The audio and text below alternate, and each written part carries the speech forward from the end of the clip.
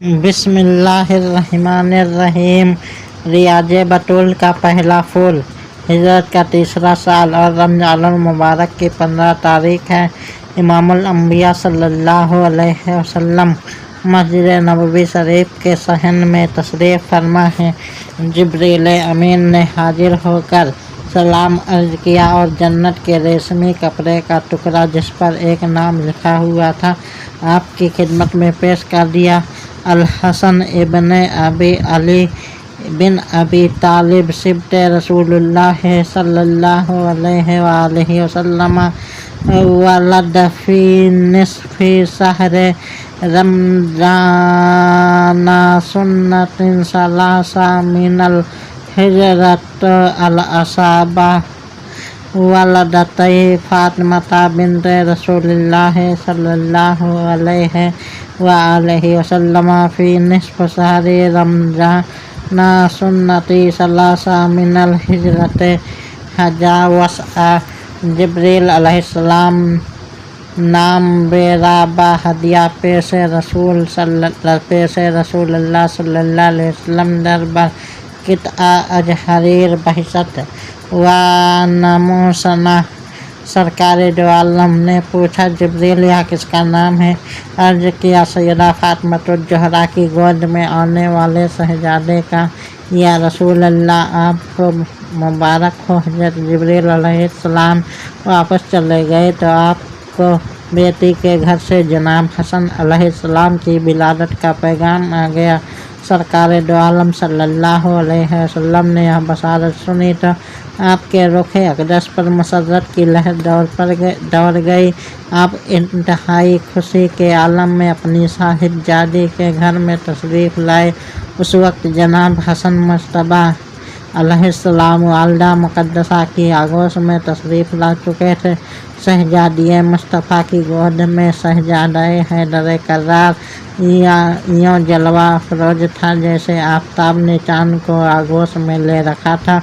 زہرا بطول کا حجرہ بقعہ نور بنا ہوا ہے اور نور کے 3 سمندر با ایک وقت معجزن ہے۔ مرکز نور کے ٹکڑے کا ٹکڑا ماں کی گود میں لیتا ہوا ہے۔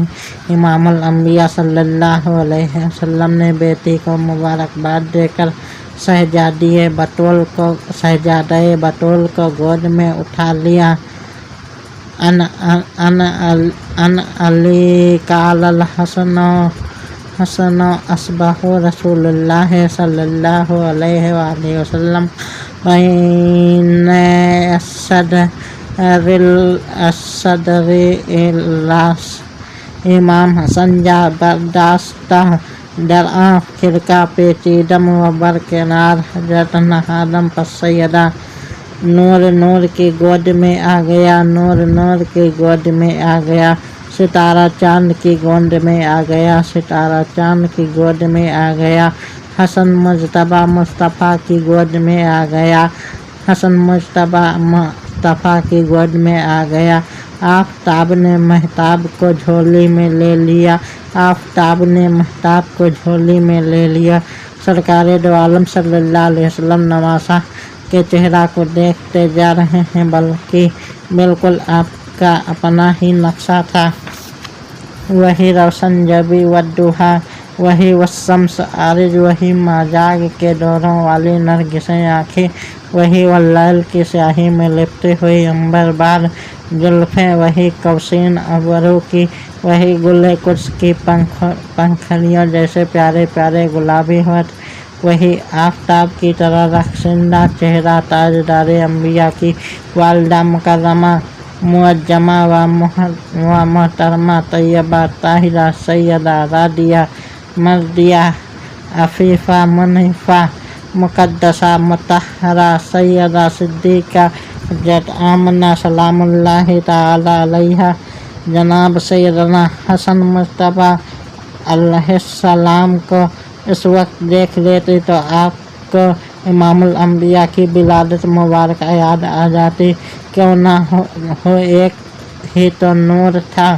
جناب سیدہ فاطمہ الزہرا اپنے والد گرامی سرکار دو عالم صلی اللہ علیہ وسلم کی مکمل تصویر تھیں اور جناب حسن مجتبیٰ اپنی والدہ مکرمہ سیدہ فاطمۃ الزہرا سلام اللہ تعالی علیہا کی مکمل تصویر تھے۔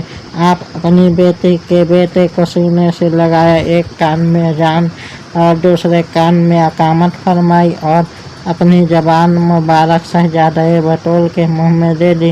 اس سے بڑا اعزاز نہ دونوں جہان میں سوائے حسنین کریمین کے کسی کو ملا اور نہ کسی کو ملنے کا امکان ہے۔